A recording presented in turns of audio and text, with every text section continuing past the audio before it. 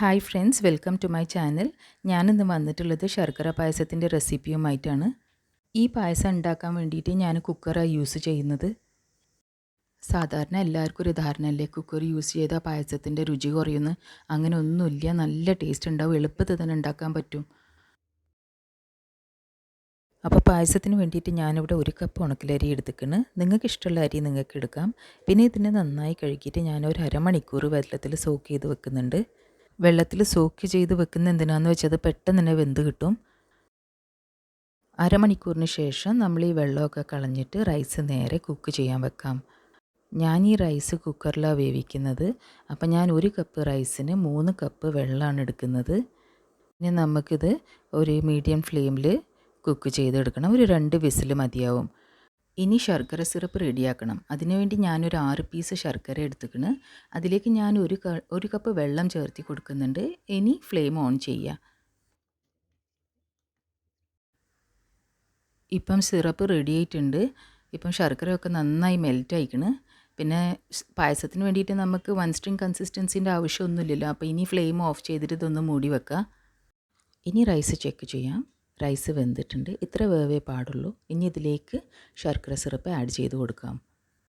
ശർക്കര സിറപ്പ് ഒരു സ്ട്രെയിനർ ഉപയോഗിച്ചിട്ട് വേണം ആഡ് ചെയ്യാൻ.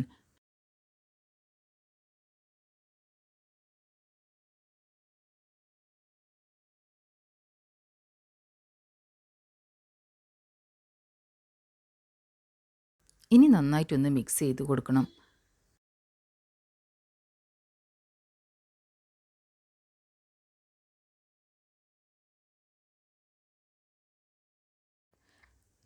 ഇനി ഇതിലേക്ക് ഞാൻ 1 കപ്പ് തേങ്ങാപ്പാൽ ചേർത്തി കൊടുക്കുന്നുണ്ട്.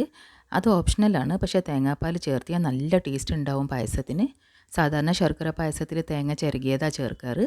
പക്ഷേ നിങ്ങളെല്ലാവരും ഒന്ന് തേങ്ങാപ്പാൽ ചേർത്തിയിട്ട് ട്രൈ ചെയ്ത് നോക്കി, നല്ല ടേസ്റ്റ് ഉണ്ടാവും.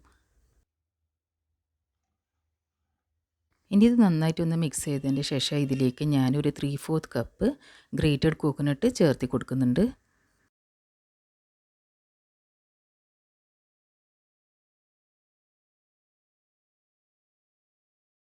ഇനി ഇതിലേക്ക് 1 ടീസ്പൂൺ ഏലക്ക പൊടിച്ചത് ചേർത്തി കൊടുക്കുന്നുണ്ട്. ഇനി ഒരു നുള്ളു ഉപ്പ് ചേർത്തി കൊടുക്കുന്നുണ്ട്. ഇത് സ്വീറ്റ്നെസ് ബാലൻസ് ചെയ്യാൻ വേണ്ടി മാത്രമാണ് ചേർത്തി കൊടുക്കുന്നത്. ഇനി ഫ്ലെയിം ഓൺ ചെയ്യാം. എന്നിട്ട് പായസം ഒന്ന് തിക്കാവുന്ന വരെ നമുക്ക് കണ്ടിന്യൂസ്ലി സ്റ്റർ ആക്കി കൊടുക്കാം.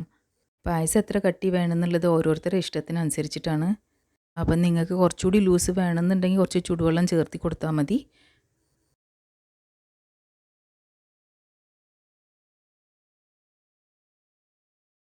ഇപ്പോൾ ആവശ്യത്തിന് തിക്കായിട്ടുണ്ട്. അപ്പം ഞാൻ ഫ്ലെയിം ഓഫ് ചെയ്യാണ്.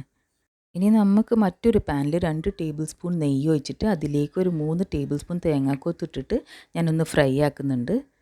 ഈ തേങ്ങാക്കൊത്തിൻ്റെ കളർ ചേഞ്ചായി വരുമ്പോൾ ഇതിലേക്ക് കാഷ്യൂനട്ട്സ് ആഡ് ചെയ്ത് കൊടുക്കണം. എന്നിട്ട് അതും ഫ്രൈ ചെയ്യാം.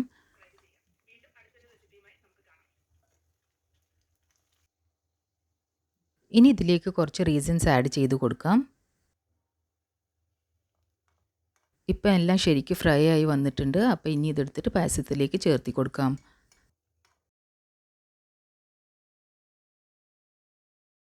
ഇനി നന്നായിട്ടൊന്ന് മിക്സ് ചെയ്യാം. ഇപ്പം നമ്മളെ പായസം റെഡി ആയിട്ടുണ്ട്. വളരെ ഈസി ആയിട്ട് ഉണ്ടാക്കാൻ പറ്റിയൊരു പായസമാണിത്. അപ്പോൾ എല്ലാവരും ഒന്ന് ട്രൈ ചെയ്ത് നോക്കണം. വീഡിയോ ഇഷ്ടപ്പെടുകയാണെങ്കിൽ ലൈക്ക് ചെയ്യുക, ഷെയർ ചെയ്യുക, സബ്സ്ക്രൈബ് ചെയ്യുക. മറ്റൊരു റെസിപ്പിയുമായിട്ട് നമുക്ക് അടുത്ത് തന്നെ കാണാം.